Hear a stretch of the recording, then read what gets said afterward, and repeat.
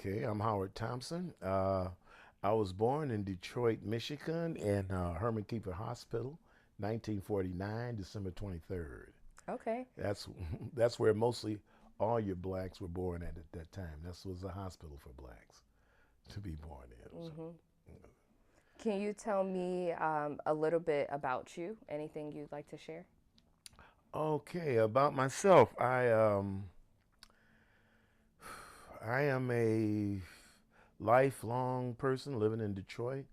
I've always felt like I've had Detroit in my blood. It's I've always had a feel for the city. I had a theme that I had done for the city before because I had remember that Barry Gordy wrote a thing. It's called Hello Detroit. And I said I could beat that, and I get a chance, I find that I'll play that for you.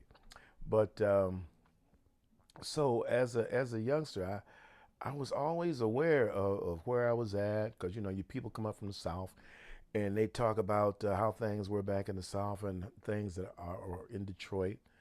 And I was aware that in the '60s, early '60s, that I was living in the time where things were getting ready to change.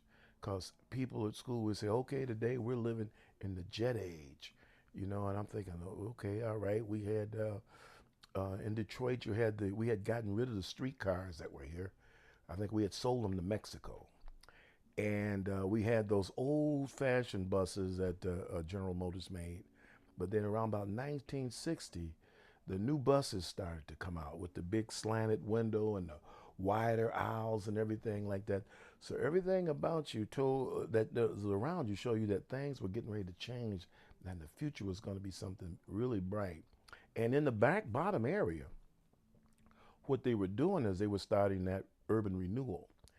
And I lived on the, not so close to the back bottom in the beginning, but I lived on the east side and I was bused to the back bottom to go to school. And so on the way down there, I could see where you would see houses that were torn down and cranes were tearing things down. And sometimes I believe you go down there and you'd be on our way in the bus and you could see people living in a house while the house was being torn down. I'm saying, my goodness, because the back end's gone and they still around in the Mm-hmm. house till I guess they come start that day and tear down some more. And so it was a real eye-opening experience, and I knew I was about a thing that was to become a big change in the city. Now I grew up listening to like Bobby Rydell, Fabian, and all that things and that. And you had, of course, you had Frankie Lyman on the radio, and we listened to things here in Detroit, and so the black music was real thin. But I remember it was in November in about 1958. I was in the third grade, and I heard a record on Friday evening when I got home, and it was Jackie Wilson's "Lonely Teardrops." And man, that music was like it just did something to me because it was black, and I knew that this was about me and about my culture. And come to find out, that was written by Barry Gordy, sung by Jackie Wilson, and it started to change the things of what we were starting to hear. You had, by me being in the bottom there, I remember I had a teacher named Miss Hess and Mr. Chestnut that were in the auditorium. And we could bring our records to school and play them, in the auditorium. And I'm thinking, why, and she was white and Mr. Chestnut was black. And the thing was is that she liked our music. And the kids would bring their records to school. And I remember the records like the Hully Gully. Smokey Robinson had a big one out there. Shop Around, Duke of Earl, Nathaniel Mayer had one. Was What was this? I can't remember his record right off. Then you had Ernie Cato, Mother-in-Law, and so these sounds and things to me was really inspiration to me. I like being down there, and I knew that I was in a tough school, and I like being in that tough school like that. But I don't know why, but you know, I remember there in the bottom, and this is the difference of being in the bottom. We had come to a school where kids were really rougher at, and you had guys walking, like I said before, outside that had processes and dues, and nobody would go out there and say, "Hey, why aren't you guys in school?" You know, these guys would just walk around. But in my neighborhood, if you walk down Verner Avenue, if somehow a truant officer pull up, say, "Hey, you guys supposed to be in school? Get in the car." You know, and well, nobody never got kidnapped like that. But we have had people took to school by the truant officer.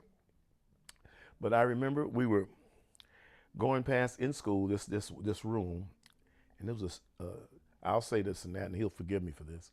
Willie Edwards, he was in special class there, so we were all laughing and say, "Hey, that's the special class there," and we were snickering, laughing and laughing, and so he got up out of his desk and walked over and opened the door and walked outside and said, "Hey, look, don't y'all laugh at my classroom."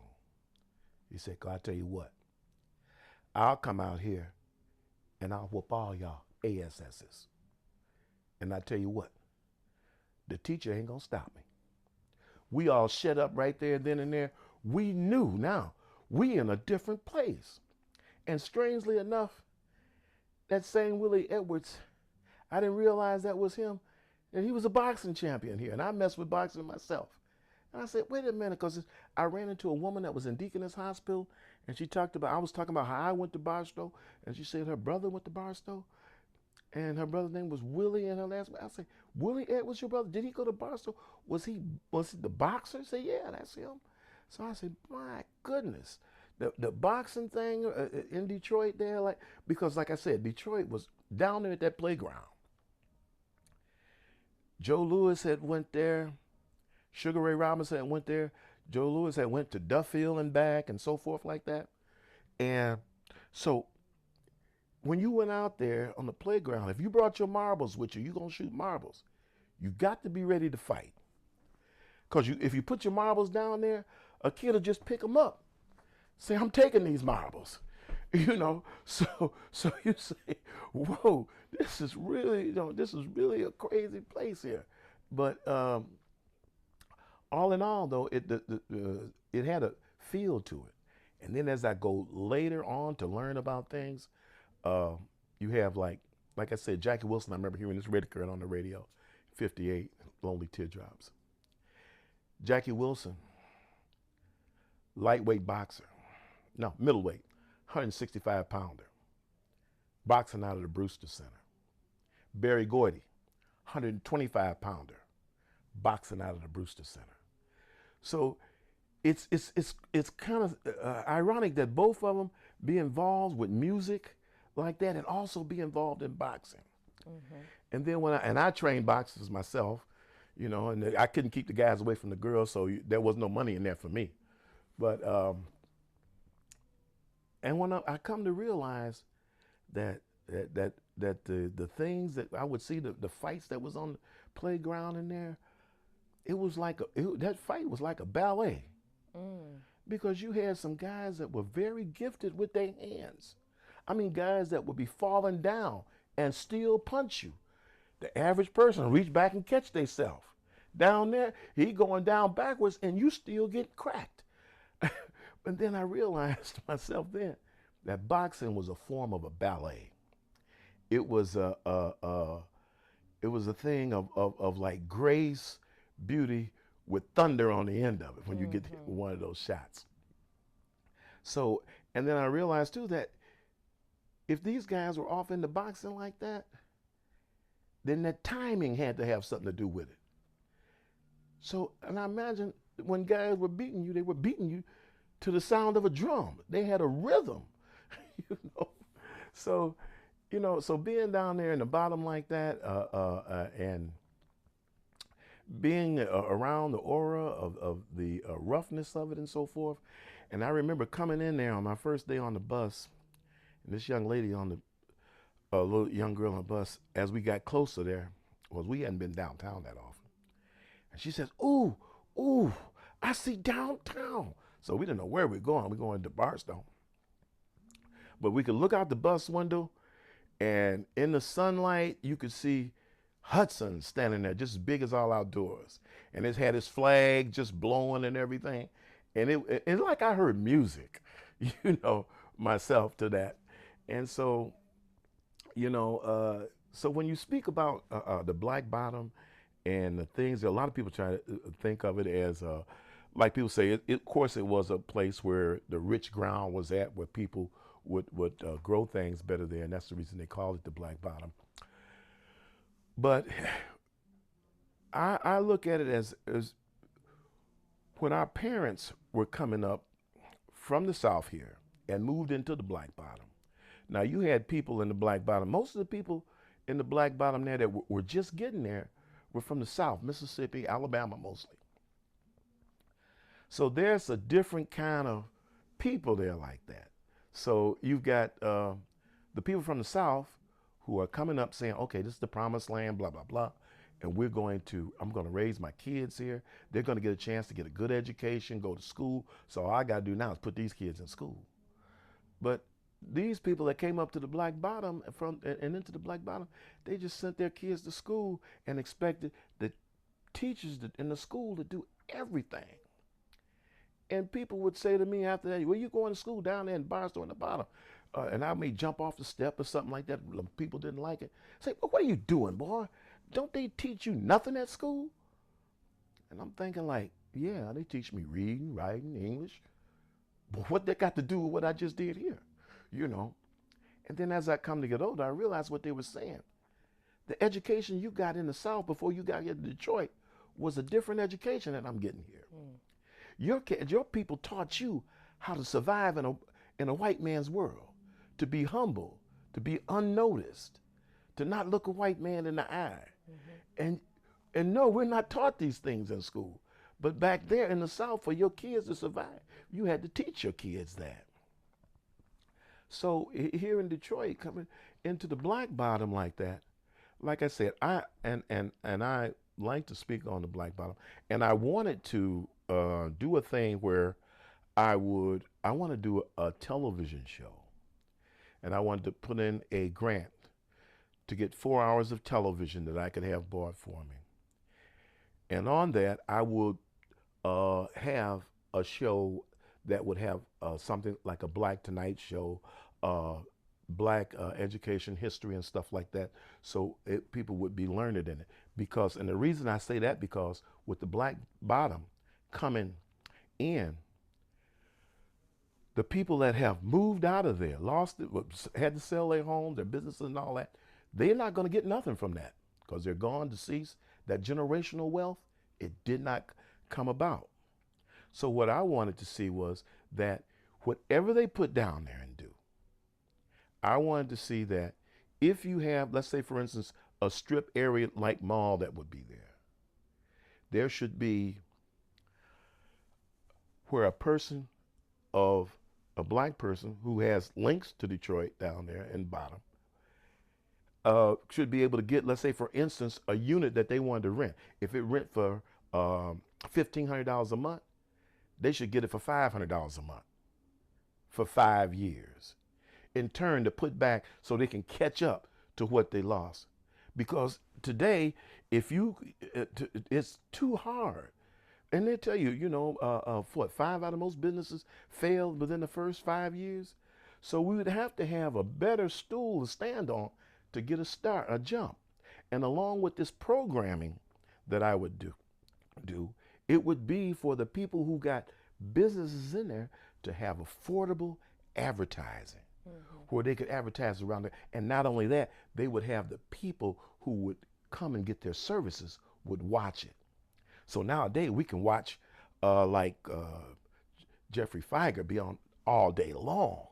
We can't afford nothing like that. We can't drop $500,000 down and say, run that for a year for me, for nickels and dimes. So that would be to help the people once they start to move in and set up for business. It would help them stay in business because they, first of all, they don't have to pay as much and so forth. And at the same time, uh, looking at doing that, um, you've got. I wanted to see when, like now, they wanted people to be able to remember something about Detroit. Hmm. And when I look at something like that, I wanted to have a arc, iron arc, maybe 20 feet, 30 feet high, just a gateway. It could be right there at Lafayette or right there at Chrysler, where you would pass through. And in that arc, I would like to have on the sides of that a black woman in bronze with two little kids and her husband.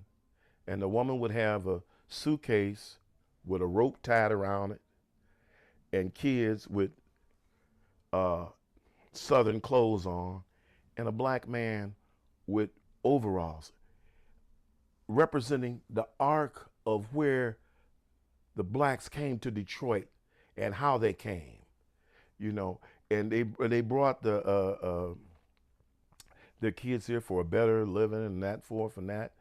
And the thing about it too was that a lot of the women did a very good job of bringing up kids and raising them. You got to give it to those women that came up and they had those people, those young folks still in church. I went to church with thugs, and I couldn't imagine how did that woman get that thug to get in the choir. You know, I would be embarrassed to sing, but they'd be up there just wailing out. And I'm thinking, if they come into church, why they raise so much heck on the street on Friday night? We should have a good town here. But a lot of those women that came up, they were strong women. They was the women that gave us our Joe Lewis's, our Sugar Ray Robinsons. And also, when they sent them kids to church like that, they would take that time and harmonize because now they knew how to sing. I remember laying in my bed and watching the street lights go by, and the lights when the car passed by and the last shadow go on the wall. Then I hear some guys coming down the street harmonizing so pretty, drinking uh, silver satin Kool-Aid and some kind of wine they was drinking back then. Yeah, silver satin and Kool-Aid. And I wanted to be on the street so bad.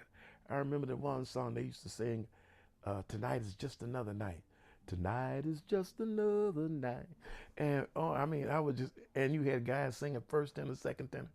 And it was just like, all that was like magic, you know, to do that. But those same kids in doing that, around 55 after Frankie Lyman did a thing with Why Do Fools Fall in Love? That brought all the kids and the little groups and the talent shows in Detroit singing on the corner, and that's where your Temptations and all that, and just like Diana Ross, when she got later in life in her career, she went back and re-recorded Why Do Fools Fall in Love, because that to her was a memory of what she sung as a little girl and out on the street and all that stuff like that. So when you speak of the bottom and stuff like that, and all the things that went on down there, it was a feel for it that you had, and it was a community-like thing that was there. And I remember now going, and you could see downtown. So people that lived in the bottom, you could get downtown real easy. It's just a little foot race to get down there. But now we didn't shop at all the stores down there. Blacks shopped at, starting off, Sam's Cut Rate. After Sam Cut Rates, Crowley Miller's. After Crowley Miller's, J.L. Hudson's. And when you went to J.L. Hudson, you just didn't go in J.L. Hudson's shop. You went in the door, and this might have been a guard standing there and around, and he look at you, and you black. He kind of look up at the wall and look at the bargain basement, like that's where you want to go. And you had a lot of women that would change stories of where they got there. Oh, that's a nice little dress you bought your daughter. Where'd you get it? Mom said, I got it at Hudson's. And I'm saying, no, she didn't.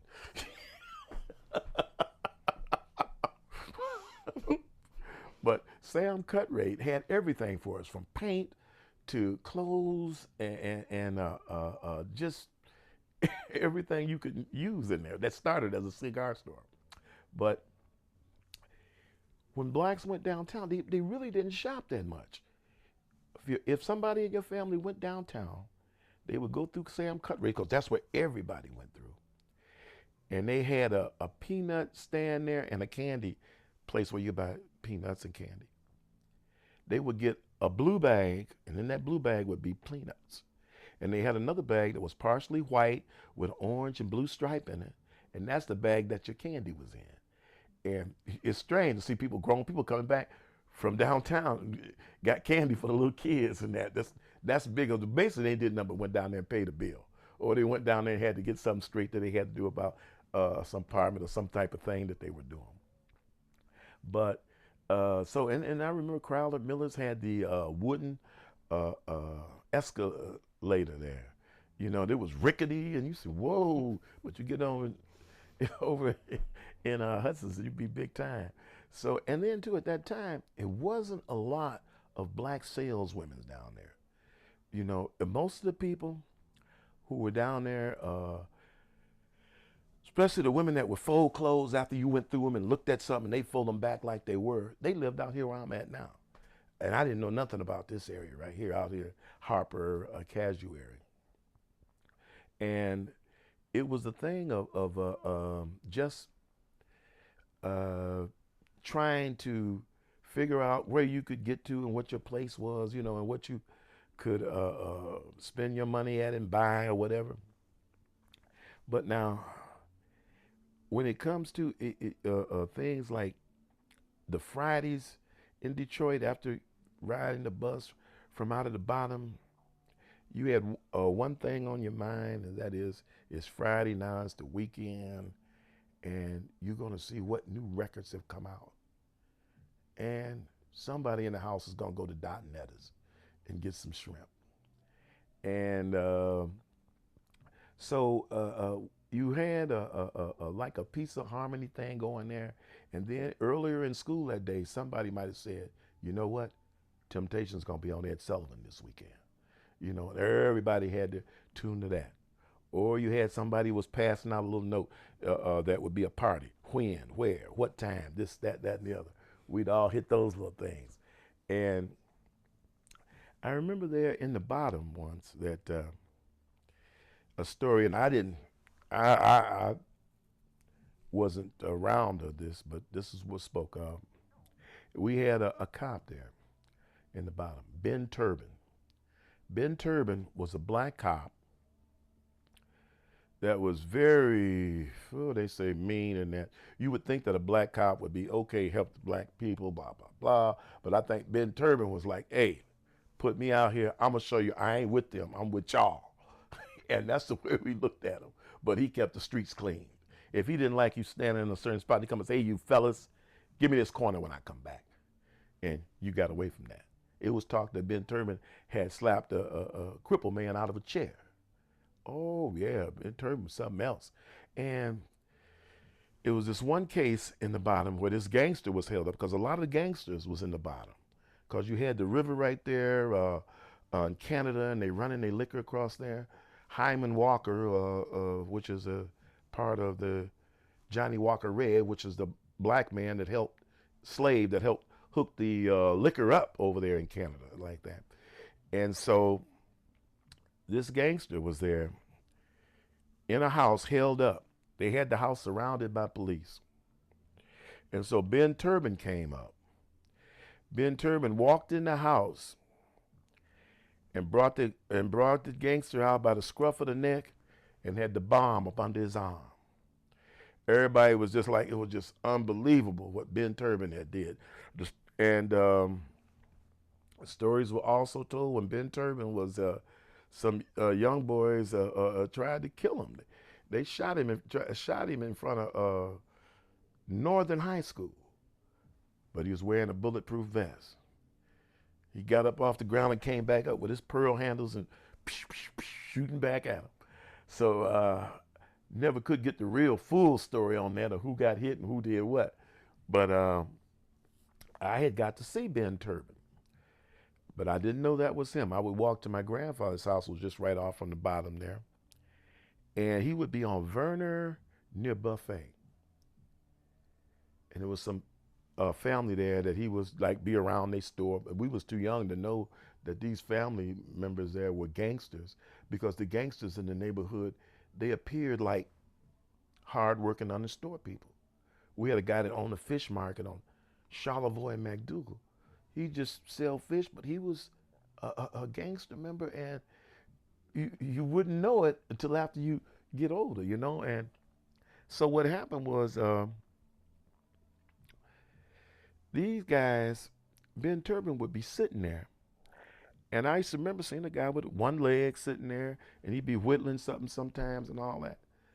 And I was talking to my father about the guy that's all there whittling. He said, "That's Ben Turbin." And I say, "What? That's Ben Turbin?" He said, "Yeah, that's Ben Turbin." And later on, after Ben Turbin had passed in the hospital, father came and told me. He said, "Well, Ben Turbin died today."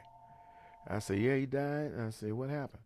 Well, he said, "Well, he died in the hospital, and it took 3 men to hold him down while he died." I said, "Why would they have to hold him down? He died." He said, "Because he had done so much dirt.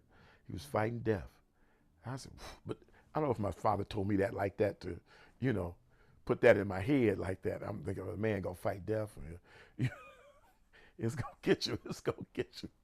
But a lot of those things in the bottom, a lot of those things that happened like that, and the things that I experienced as far as going to school there, and I remember I got the heck slapped out of me one day, and I didn't tell my mother or nothing. And all of my friends said, "Howard, you should tell your mother." I was coming up some stairs, and a friend of mine was coming up ahead of me. And this teacher, Miss Casisco, I remember her name, old white woman, very evil. She said, "Go back down and walk. Don't run up these steps." So I said, "Ha, ha, ha, Larry, you had to go back. You should have walked like me." As soon as I got to the top of that step, she slapped me so hard, I was bouncing off a locker. Bam! I didn't know what had happened. I'm looking around, all the kids saying, "Woo, woo, woo," you know? And I'm thinking, just hope she don't slap me again. But she said, "Don't you ever laugh at another kid while I'm scolding them, blah, da, da, da, da." And then after, and they say, "Oh man, I would tell my mother if I was you, man. I'd tell my mother." I'm thinking, tell my mother what, I want another whooping? But I didn't say nothing about it. But all that, I tried to figure out, why did she do that? Because what I said wasn't that bad. But I come to believe that she probably didn't want to be teaching in the bottom, and she was just having a bad day. She made him walk because she was having a bad day. Go back down. And I just chickled at it a little bit, and I got the hell slapped out of me. And I think she realized it after that, and she just kind of toned it all down, and nobody said nothing, and everything just went as is. But I had another teacher there that they gave me a good paddling down there in the bottom. And she told me, she said, "Get your school supplies for Monday." Okay, I'm gonna tell my mother, my father, I have my school supplies Monday. The weekend come, the way we love Friday, you ain't think about no school. Run around. I get to school, "Where's your school supplies?" I'm gonna get it Monday. Because now I know, this Monday. Friday, we done spent all available money in the house. Only thing that's left is food on the shelf, and your mom's dealing out little things to get a little cream and extra stuff, so you ain't getting no school supplies if you didn't get it Friday. So the next time she said, "I'll have it Monday." The next Monday I come in, she said, "Where's your school supplies?" I said, "I ain't got it." She said, "When you gonna get it?" I said, "Monday." She said, today is Monday. And she looked at me and grabbed me, took her little paddle that she had, because they beat you in those days. And she paddled me so hard. And then she stepped back and looked at me. And when she looked at me like that for a long time, she took me in the back, in the cupboard there, in the closet there with the pencil sharpener set behind that door. And she gave me one of those notebooks and gave me an old school bag out of Lost and Found, and made me some school supplies right then and there. And people would think, you would think that I would have a hard feeling towards her. That paddling didn't bother me at all. I didn't feel it. But I knew that this white woman took my education serious. But when she stepped back and looked at me, she realized I had no control over the money for that school supplies. And she felt sorry that she had did what she did. But I didn't care. She could beat me again because my education was important. You beating me because you want me to learn. I'm in the second grade, and I've got to get this. Just when you just learn how to read and write and add. So for her to be that concerned about me, it really, I enjoyed that somebody did care about me like that. And if you hit me because you try to make me learn and do better, and you didn't mean it, and you come back, you don't apologize for it, but you do hook me up with some stuff. Unlike the woman that had slapped the heck out of me and didn't say nothing, So being in the black bottom there like that, going to school down there, and where you would have, get to the stores and stuff that were around there. It was a real beautiful thing to be able to be a part of down there like that. I'm curious, what do you remember about when it was being torn down? And do you remember what people were saying about that as it was happening? Yeah, they were saying that it was going to be a change, and it was going to be the new Detroit that was going to be being built. And we could see in some cases some things, because some parts of it had already started at that time, which is the houses that's on Nicollet and Rivard, 13 Lafayette Plaisance, and later on you had the two towers that came up, Lafayette Towers, and then the 1300 Lafayette, which sat right in front of Barstow. When I was in school there, I watched them build that, and watched it go up there. So yeah, and the thing was that you were seeing how the people were being moved out, that were there, and you could see where I lived at, that things start coming after the bottom was torn out. People started moving towards Mack Avenue. So Mack Avenue became like the busy street on the east side there, and then from that. And as I look at in remembrance of that, after they had torn down that, and to walk out on Mack Avenue, to me, it was like, that was like magic in itself. Because you could I could look straight down Mack, and the sun set straight down Mack in the evening. And then, I'll say it, you had women of the evening that would start to come out. And these women had wigs on, right? And these women were gorgeous. Not like the women of the day that's on crack and do that kind of stuff. These women were gorgeous. I mean, and they had human hair wigs on. And my mother would get her hair did for $6.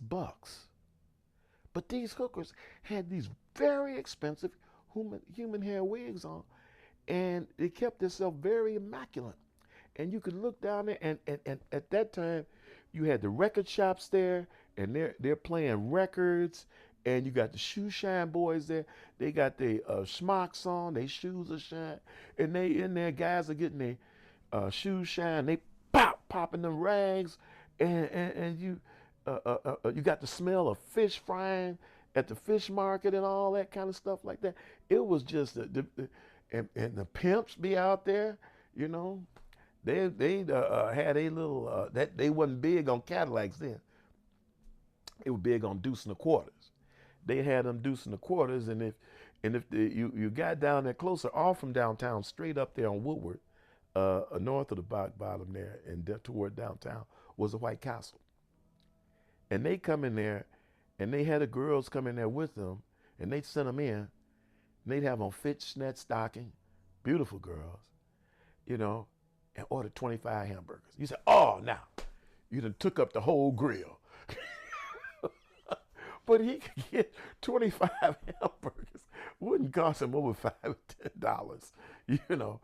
But we seemed like that was all that in the world. But to see that, and the type of people that came around from the Black Bottom, and that, like I said, Mack Avenue was a big thing. And as I got older and went to Germany, and up in I had a chance to go to Copenhagen, and I went down Oldstown there, where it's a lot of Freudian stuff, and that was really an eye opener there. But Mack Avenue was known in Copenhagen as a place where jazz and people and hustlers was at, up and down there. I said, God, dog, can you believe that? All the way over here.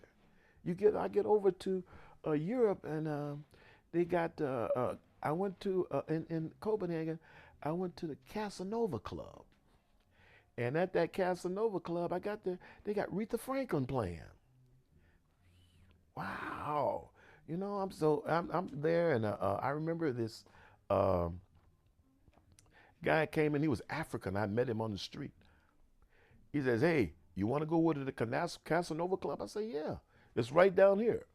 You know, some guys were bothering me earlier today. They said I tried to rape a woman. I didn't try to rape nobody. So I'm saying, okay, let's go down to the club. We get in the club. He walks up right behind a woman with people sitting there, about 5 or 6 of them. He go behind her and feel her and fondle her. And she said, turn around and look at him. And he said, hey, the women here, they're all for you. Anyone you want. I ran over to the bar, got me a drink, turned my head, and got on up out of there. But, you know, I just had to put that. I remember that came to mind there. But like I said, a lot of things that went on here in Detroit that found it was started in the Black Bottom area, where people came up from the South, and you had your different groups in that. And when I say different groups, what I was trying to touch on before was that the ones that came up here from the South was different from the ones that were born here. The ones that were born here stayed a little bit off to the west side of Detroit, closer to downtown. And those people migrated more so northwest. Their kids end up going to Northwestern schools like that, and they end up moving to on the line, Cherry Line, Rose Line, Apple Line, all the better home areas on the northwest side. And their fathers were lawyers or doctors or dentists, and all the girls were very pretty, because most of them were so close to being mulatto, you know, because that was the choice of people that then did considered their wealth to be in, you know, the type of women that they would date and stuff. So in other words, to actually, it's kind of hard to, you know, deal with a young lady when her father has accumulated so much, you know, and you come from a meager family, and if her brother drives a car to school, you know, so it was a difference in that. And now today it's everything is all over, because you got these newfound millionaires that do drugs. But let me get carried away. You go ahead. Well, I do want to ask, you mentioned Mack Avenue. I'm curious, do you have any memories about Hastings Street? Hastings Street, as it settles as itself, no, because right at 59, they tore that down. But what I remember about Hastings, it was a gully. It was Mm. just a dugout ditch, you know. But they had things that my cousins and other people would tell me. They had a show there on Hastings. I think it was the Warfield Theater. And he said, them people there had us stealing out our mouths to go in that show. And I said, how is that? They said, because they would let us bring a lemon, a potato, something like that, and get in the show. Because they had a restaurant next door. And they would take the stuff that they would bring in there and make a meal out of it. So, you didn't let the seat go wasted. They took your potato out of your house. And we wouldn't our parents wouldn't give us potatoes to go. We'd take them potatoes. We would steal from our own selves to go to the movies. So yeah, with Hastings in itself, but I understand a lot of guys would you hear the talk about guys that would because a lot of Hastings turned into John R. turned into Hastings too, because women were doing their little thing out there, um, and you hear things about a lot of guys that would beat up their women on Hastings Street. Okay, but that was the thing because the guy wanted to show out, and I understand that some guys that didn't live down there would drive down there with their woman and beat them up on Hastings Street. Mm. It was, I guess it's a train of thought, the way guys thought then, and the Hmm. way people were and things in Detroit. Can you started to talk a little bit about what you would like to see replace that area? It's just a way to repair what happened and the loss of generational wealth. So Oh, 375 is being built, hmm and right now that they say that they haven't come up with a plan completely yet, but what they do know is that there will be 20 to 30 acres of open land. So what would you like to see there? well, like I spoke earlier on about that arch. Uh, I would just make sure that there would be a place for people who wanted to start a business to in there to be a part of it. It's so important that we as a people be a part of that down there. And for us just to be a consumer down there is what would hurt me to my heart. Like I said about the arc where we don't I wouldn't want them to forget about the people that came up from Detroit, from the South to Detroit, that made up the Black Bottom, that taught us to go to church and how to behave and raised us and had us learning to share, which you don't find a lot of that today. Back in those days when they would go through Eastern Market, let's say if somebody came back with a bushel of corn that they got, you had a family runner, and that runner would run little bags of stuff to people's houses that you knew. And my father would say, okay, take this over to Miss Jones. She got 3 boys over there. And take this over to so and so and take that, and that. They found a way to live and survive coming up here. And for what they did, I mean, as a people, they didn't have the best of education, but they were hardworking and honest people that laid the foundation for Detroit. And that's where you had your bad guys, good guys. I mean, it wasn't all. For instance, I was able to like down there near in the Black Bottom area down there was where the Renaissance Center is sitting at. That was the Robin Hood Flour Company down there. You had railroad tracks that ran down through there and all that. Earlier days, your bad boys hung out down there. Some of your most notorious gangsters was down there on that railway as little boys killing cats. Mm. And later you hear about some of them same guys. Chester Campbell, notorious hitman, smart but very notorious hitman. Frank Nitty Usher. Um,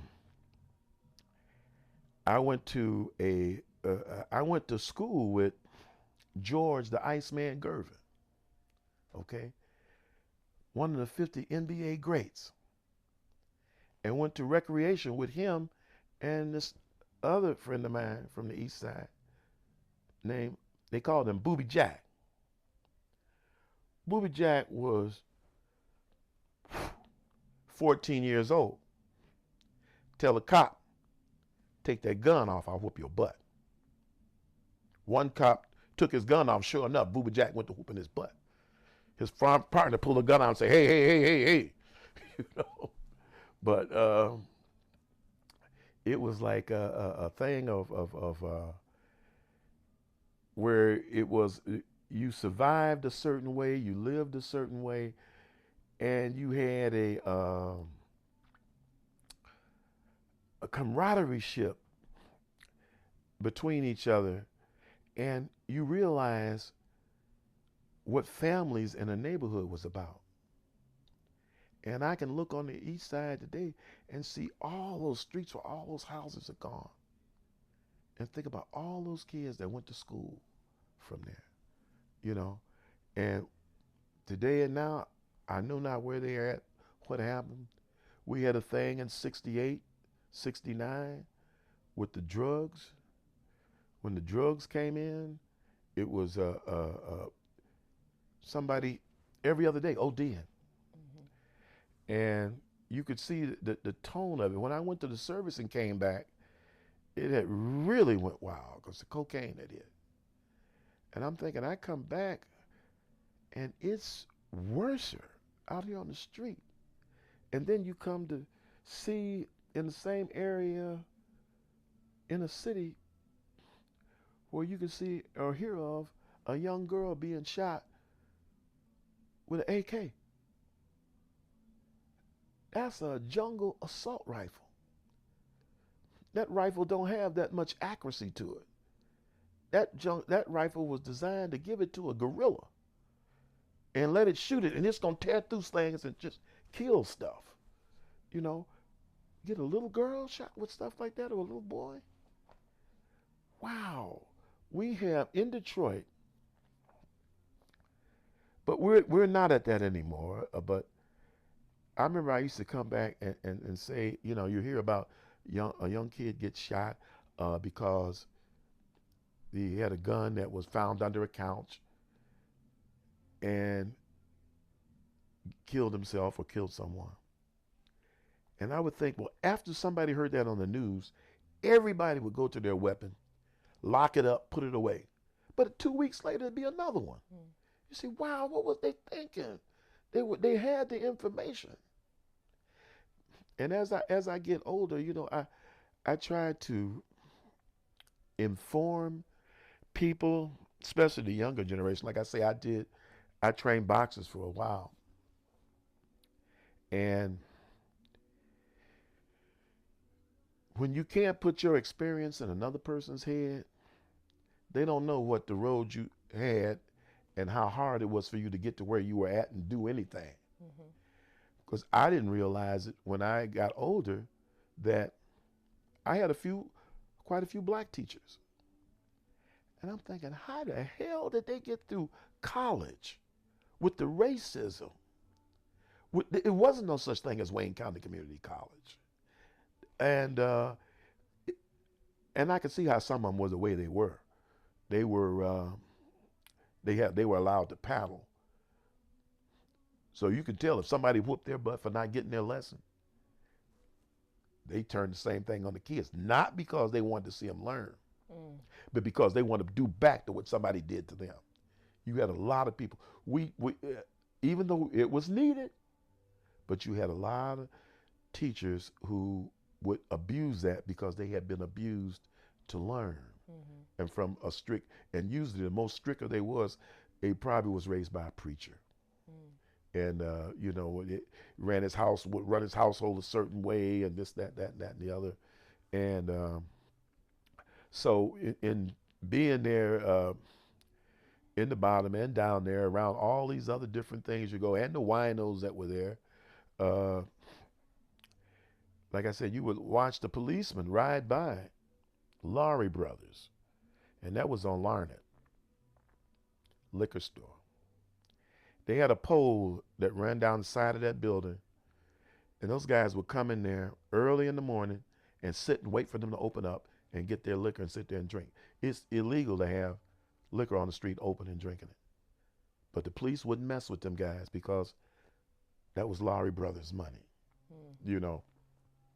So you learn the difference in between that and the way things were ran, you know. And I had, after getting out of the service, I had got a job with the Home Juice Company in Detroit. And I was working in the Black Bottom area. And when I got hired, God told me, he said, look, a lot of these people here, they buy our juice. They've been buying it for a long time. A lot of them are going to want you to leave them a juice today and collect for it next week. They've done that for a long time. They've done it for years and years. That's the way that's be done. And he said, and if you hear something about our juice company or something about us, don't let nobody else in the street tell you nothing. Come back and you ask me. So I'm sitting there saying, if I'm dumb enough to come back and ask you, I shouldn't have this job.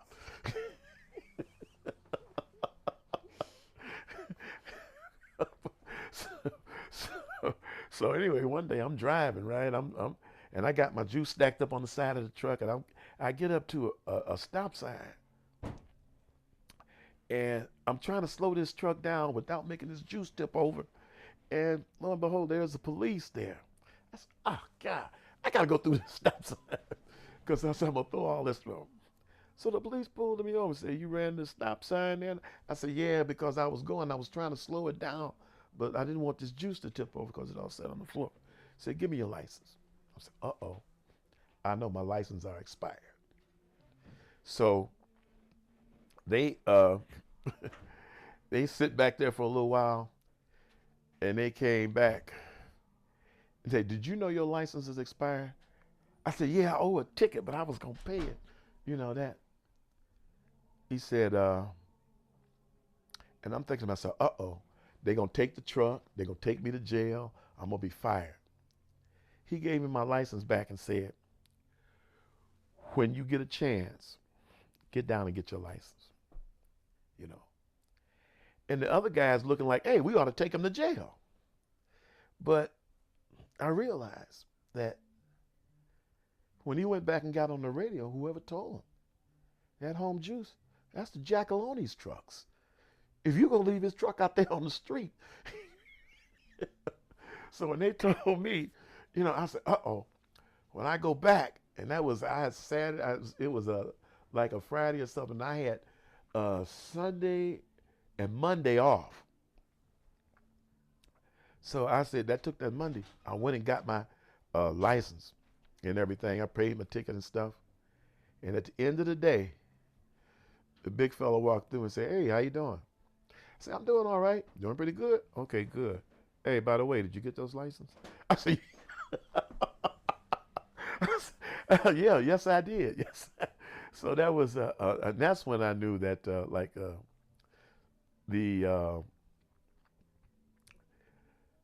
the power of those things that went on inside of the Black Bottom with the police and with the underworld that when there with the number running and stuff like that. You could see subtle hints of that because the Purple Gang came out of the bottom and moved up northward toward Warren and Shane and around like in there, you know. And even as an older guy driving the Metro car, I picked a guy up from the airport that was going out in West Bloomfield that had formerly lived in Detroit down here. His language was atrocious. And I'm thinking, wow, and in the area you're going to. So now we go to a gated community. We go in. Then we get to his house. It's a gate at his house with something as wide as this room right here. and it's got a guard standing in there, the lights on him, and the house is totally dark. Nobody in there, nothing. I'm saying if I was out here, I'd be asleep. Well, I get out and I take his stuff in, and like always, I set a bag down. He says, "Oh, come on in, come on in."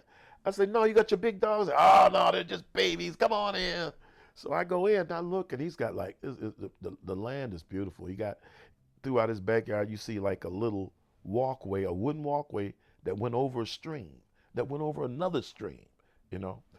And once I set his bags out, and I go to another bag, I'll take that bag right there. I've had so much of that out there. But like I said, those guys like that and that lived in the bottom there like that and had moved on, but they did not, uh, uh, their etiquette as far as dealing with people and talking never moved up. But the houses they moved in there were great. A lot of them, I can see traces of them, that certain things that are done here in the city of Detroit. You will see places like your food banks. I don't say Gleaners is one of them, but it's a very large food bank. A lot of these food banks and stuff in Detroit that are given out is what these older gangsters put back in the area of where they made their money and stuff at. And so to see things like that has been done, I learned to appreciate people, and where some people do different things. All people have things that they do, but there's something about all people that help people move on to another area or help people out, along the way. I think I scattered all around this thing, didn't I? You absolutely did. um, One thing, well, two questions. Why is it important for people to remember the history of Black Bottom and Paradise Valley? And what is most important for people to remember about those communities? I think what's most important to remember is that we as people we get so far away from what we actually come from, and things are not passed on, and they are forgotten. And when they're forgotten, there's no way to make somebody understand the importance of a certain thing. For instance, like the work that Martin Luther King did. A lot of people, a lot of young folks don't even, you know, uh, uh, take note of that. We have to understand that because, for the things that a black person went through, as far as they couldn't get in schools, they couldn't get. Miller High School in the bottom was a school for all blacks in Detroit. Okay, a lot of things that we couldn't do or couldn't get into, they take for granted. They don't even try. If they knew how hard it was for people to come here to just send their kids to school, they would have went out and instead of going to school, skip and go in the garage and smoke some weed and mess up what people have put there for them. Some of the black kids might tell you Barack Obama was a sellout. Are you kidding? Uh, in a time and a place where if we don't let them understand and remember, you know, that's just so many things in that just run through my head with that. Um, People would, white women would laugh about black women and their hair. Oh, my hair! I want my hair to get wet. That pissed me off. Black women who have, in the days of Royal Crown grease, bergamot, Dixie peach. That's the only stuff y'all had to do y'all hair with. Black women did. Shadow in their eyes that they shadow under here. I've watched my mother do it with soot from a oil stove. So, and black women to me, gorgeous women, but had so little to do with, to little bit to work with. And so if the people don't remember, if you don't honor the people that came before you, you know, people who took, it's people that, you know, just like myself, I'm a veteran. I do not go out and get food on Veterans Day from places that give it out. And my wife been trying to get me to go get it. I said, no, I'm not going to get it. I'm going to leave it there for the veterans that can't make it down there, for the ones that don't have any money or so forth, that can't get a meal. And if these people are nice enough to give a meal, let them give them to the ones that can get there. For me to get up on Veterans Day and say, how many restaurants can I run to get a free meal and save my stomach? And I have been a veteran, I am a veteran, and have seen these guys. And some, I got lucky. I went to Germany. I had classes before me that went to Nam. Guys came back with stuff missing, legs, guys killed, you know, that just wanted to come back and ride down Woodward, you know. And for the things that these guys do, and the things, and it don't have to just be a veteran, it's the people too. People come up and put they self out front for young people. But the young people get older, they don't care about none of that, about what the people went through to get, you know, I couldn't get to school, young man. They didn't let me do that. But now you got all these schools that are available to you, and things that you are available for. People want to say, well, I want to be a dope man. I want to do this. I want to do that. You don't care about none of the stuff that made Martin Luther King. We don't have them anymore. There is Angela Davis. There is no more Angela Davis out there. And you ain't gonna even get close to a Harriet Tubman, you know. And what I look at about Harriet Tubman is like that, how she cared about bringing people away from slavery and risking her own life. And knowing too that you come along with her and you say, I want to go back, I'm scared. Bam! You get shot right there for the rest of these people get killed.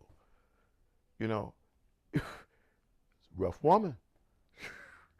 You know, so when you look at those things, that's what I say to that. And I know I probably veered off a little bit, but we got to get it so that people understand that they are what things that have been done for them, what other people have done, so that they can take in and take some of these things to heart. That's why I said like that statue there, like that, to let people know that, oh yeah, we got some brilliant people here now.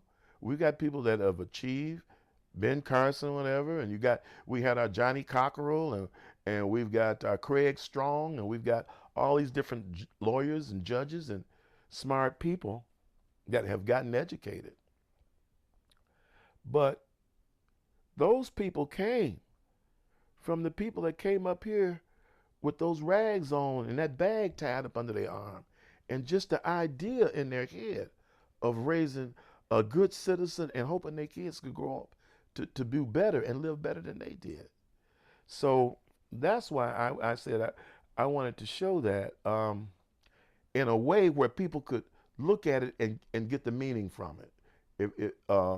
As the same as I wanted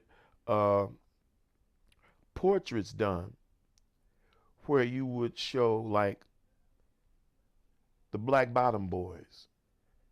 And in that you would show maybe Joe Louis shooting marbles, Sugar Ray Robinson with a baseball, Berry Gordy with, all these people come right out of the bottom area right there, and went on to do great things here in Detroit and for Detroit. So that's what I think is that people just don't they just don't realize the road that was ran from. But we don't. I remember back in the '60s, um, it was a big thing about we want to have more studies about Black history and all this and that. And when you look at the ebony magazines back in there, you would see women in there with their fists balled up, going to college with their afros out, and that stood for something. Now these women got on like too tight leather. They got tattoos. They got, I mean, it they don't look like what we are about. And I know that we are a gracious and a good people and a law-abiding people. But sometimes we got to look at uh, when we go out to the world and do what we're going to do. We represent the people that raised us. A family has kids, and those kids are just like a box of jewels, a box of diamonds that are uncut. And our job is to chisel these out and cut these diamonds and send them forth in the world, you know. And just like you see a lot of people today, young girls come up, what is your son's name? His name is Kawando Kaduka. What is that? You know, her name is Shaquanda, do da da da da da da. Like they throw silverware up in the air and then name the kid. But my point of that is we need to make our names when we give them to young kids. Don't just try to do something that sounds smooth and silky rolling off the tongue. Make it about somebody in their area before them that they carry on the name of this person. So it's just like I was looking at Berry Gordy history, and Berry Gordy Jr. wasn't actually really Berry Gordy Jr. He was like Berry Gordy the fourth because his father was a senior, but there's another Berry Gordy before him, and the white overseer on the property they came off for was Berry Gordy. Oh wow. Yeah. So I say that, and that's the reason I say that, is because if we have a reason and an understanding of who we are and what we're about. You know, I got a bottle of wine under there that my niece brought me back from Spain. And she went to Spain. Now, while she was going to school, I instilled some things in her, and I talked to her, and I always wanted to get to Harvard. I know I wasn't going to never get there. I wasn't that smart. But when she was doing well in school, you know, I would always take her on field trips, and we called them field trips. I take her to the art museum. We go downtown. I show her this and show her these. And I say, you see this building here? This building here can be auctioned off for $1.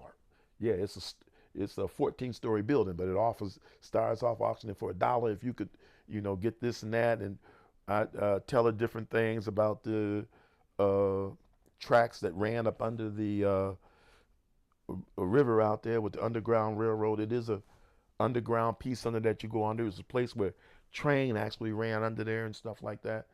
And I was on my job one day, and I called Harvard, and I asked them, you know, how would I go about getting my niece in Harvard? She's in Michigan State right now, but I'd like to try. You say, well, is she still in school now? I say, yeah, she's still in school now. He said, well, I'll tell you, we take the cream of the cream. We'll give out 1,100 applications. No, 1,000. Yeah, 1,014 applications. Out of that, we may take 20. So she can apply and so on. So I called her and I said, hey, I want you to apply for Harvard, blah, blah, blah, blah. Harvard? Oh.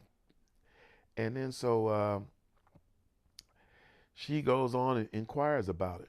And I told my wife, say, what you telling for Harvard for? How's she going to get there? How you going to pay that? What's that? I don't care. I mortgage the house, do anything, you know, but see if she can get there first. And sure enough, she came back and she went. And after she graduated Michigan State. I think it was cum laude. She gave a speech or something like that. And, and we had our little dinner and she says, oh yeah, I'm going back to Harvard. They called me back for another interview. And when they called her back for that interview, she came back and then Harvard wrote me a letter. Says, your niece has been accepted to Harvard and blah, blah, blah. Oh, that was the happiest day of my life. And she brought me back a bottle of wine. I got under that Rhine wax. I'm waiting on the day. I'll share it with you right now. If you drink a little wine, oh, you can't get drunk on camera. Okay. But it was a thing of where I put a lot, and I got I took a beating for that too from the other kids in the family. Oh, all he cared about is Jadale. He just want to. But I cared about them all. But I wanted them, and a lot of the young ladies are doing much better than the guys. But I wanted them to come together, and since she was a little bit ahead of them, I wanted her to help them move around and move on. But now, that's why I say when people, so if people understand where they come from and what strides people have took to get them to where they're at, they might do a little better. You know, if you realize, I think maybe now, since all this stuff in the system in Washington, I think a lot of more kids are probably going to go into law now and politics. I think since Barack Obama was president, a lot more people are going to look at school. But now you notice how they come at affirmative action. My niece was a part of that. Affirmative action. So what she come to find out, and like I told her, when you're young and you're getting all these grades and a lot of these escalades and stuff like that, it's cute. But when you walk into white corporate America, that's not cute anymore.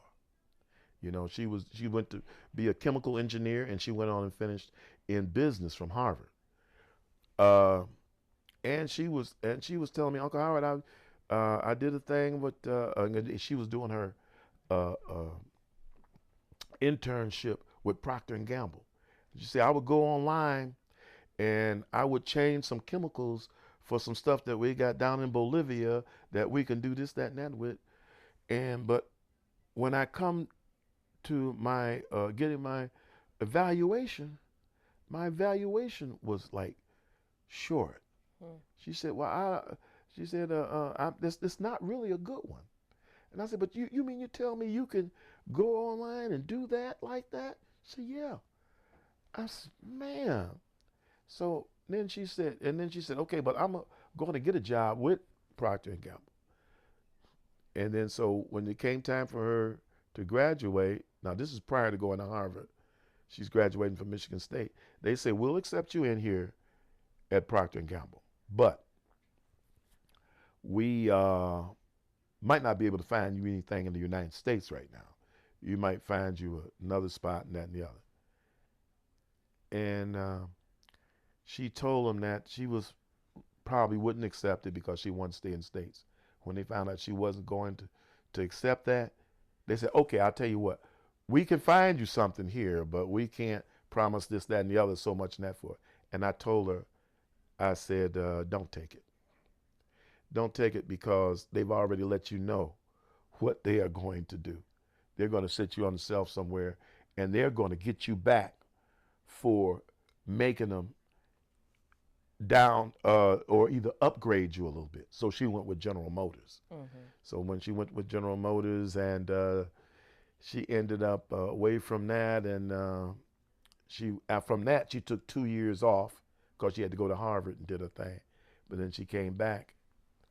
You know, I shouldn't have said all that because she's at she's at Procter and Gamble now, but she's at Procter and Gamble with a Ivy League degree from Harvard.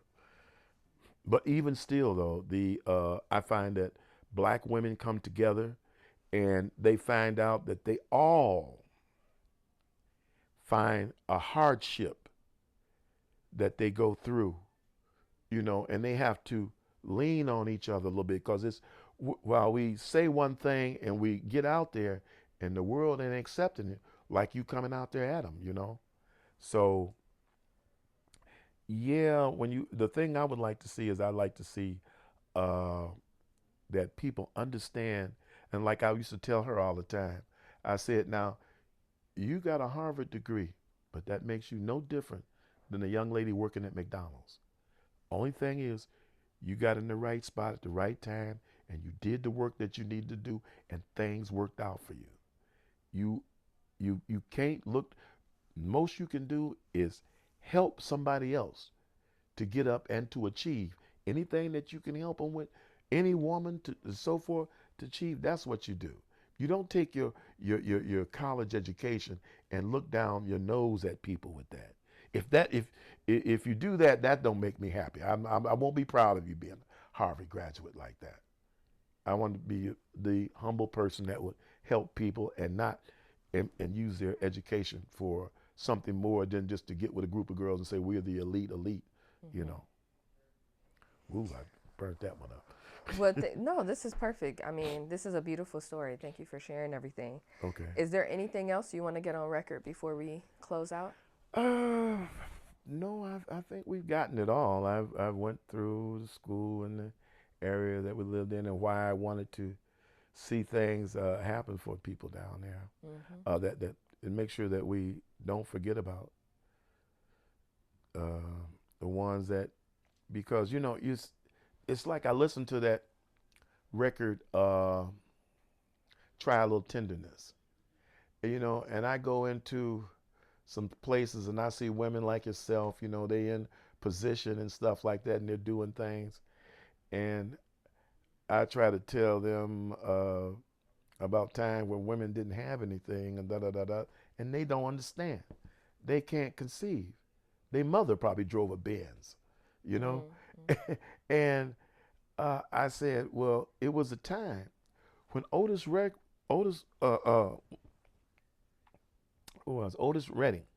when he sung that record, Try a Little Tenderness, oh, she may be weary. Some women do get weary, wearing that same old ragged dress. He was talking about the mothers that were coming up from the South, women who had to take care of kids that wasn't going to never even get a pretty dress.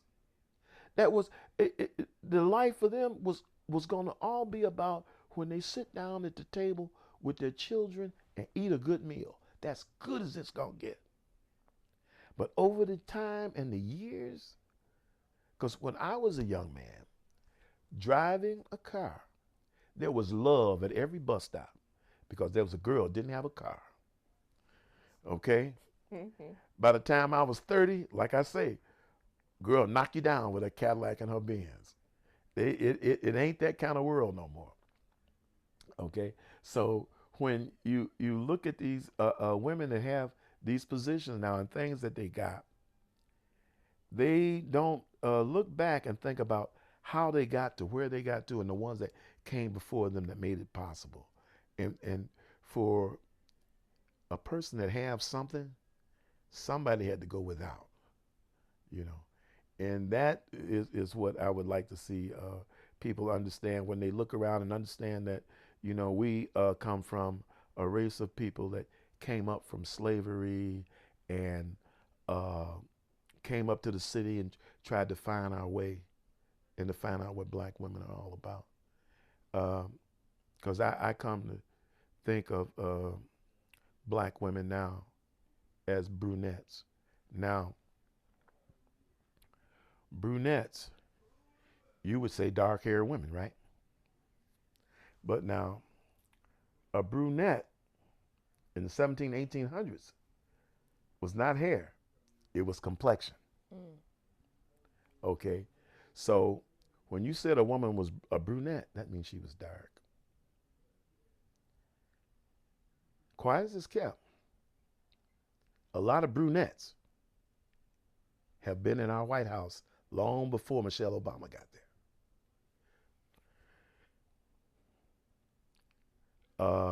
George Washington's wife. When you read back on some of the things they wrote about her in the papers in different places, they spoke of his wife being a woman, a very pretty woman, a brunette, meaning she was a dark complexion. Look in the dictionary, brunette is complexion. Mm-hmm. She was a darker complexion woman. That tells me, now, George Washington also had a slave that was with him, almost like a brother. And they were some of the best horsemen in Virginia. Okay? They would hunt together and everything together. And George Washington would say, hey, this is my family. Meaning that he was raised with this guy. And he was a slave, but he looked more at him as family. But that tells me that men who had slaves, the prettier of the slave, the closer they were of higher mulatto, brunette, so to speak, they married him. And that was their wife. Martha Washington never had any kids. Why? She was brunette. And if she did have any kids, they were given away. So when you look at how these things go about, and then they come and paint her portrait. And they paint her portrait as a white woman, cold white. But in the newspapers, in different places, they speak of her as a very beautiful olive tone brunette woman. As the same thing as we see in the Bible, where we have Jesus there with hair like a lamb of wool and bronze tone skin. But Michelangelo painted him like his cousin or brother or something. So a lot of things, the lies that come out that have been shown to us, and it makes me realize that, I remember the teacher used to say in school, well, they say first shall be last, last shall be first. And this is a white teacher saying this, meaning that maybe black people will become first again. But then I come to realize black people were already first. We were first already. We were in a land over there where you got Morocco and all that. You have all these different people living there. Italians, Spaniards, all that.